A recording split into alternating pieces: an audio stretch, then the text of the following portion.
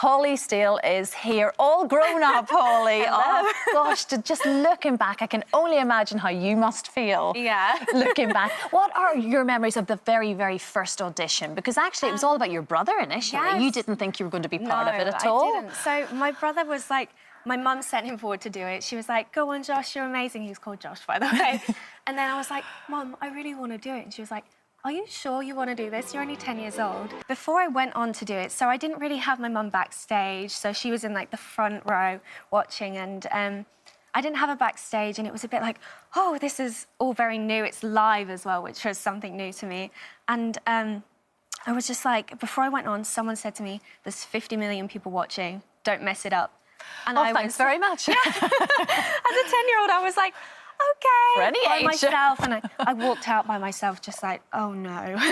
At that point, we all fell in love with you, as you know, and you desperately wanted to sing it again. Yes, yeah. And Simon made it happen. I know. I'm so thankful he did. Thank you, Simon. One of the few people that managed to delay the 10 o'clock news because you actually ate into the news at that point, which is a very rare thing. I thought it's never happened before. So how crazy is that? Like, I pushed back the 10 o'clock news. Well, your poor mum as well was very much part of all of that, and she sort of tried to plead with them, and like we say, it worked in the end. And it opened so many doors for you, Hollie. As a little 10-year-old at that point, you went on tour off the back of that with Britain's Got Talent. You went all over the world, in fact. What an experience for a little girl. Yes, it was definitely. Like, I've been to places that I've not been as an adult, as a child, and people are like, "Oh, have you ever been to Bali in Indonesia?" And I was like, I went there when I was 10, like I was singing.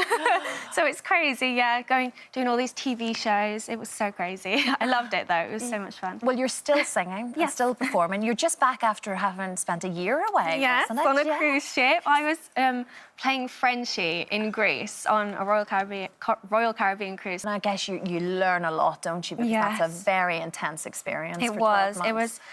We had so many rehearsals. I think it was 10 weeks rehearsals. And then we got on the ship, and it was just work, work, work. But I loved it so much. It was my first professional job as an adult, so I loved it. And ideally, you would love to make the West End your home, really. That is that the ultimate dream? Yeah, musical theatre, dancing, singing and acting. I love it. As soon as you're on the stage, you have the microphone in your hand, you're like, why was I worrying? Yeah. Like, it's so fun. You're meant to be out there. Yeah, Do people still recognise you as your 10-year-old self? Yes. Do you still get people saying? Yeah, without makeup, I think I look 12 still. So whenever I don't have makeup on, everyone's like, I recognise you. And I'm like, yep. I was the one on TV 10 years ago. That was me. Oh, it's just, well, look, it's so great to see you, Hollie. I can't believe you were 10 the last time we saw you. My goodness me. And good luck with all of this West End stuff, because clearly that's where you're heading. Thank you, Hollie. Thank you. Lovely to see you.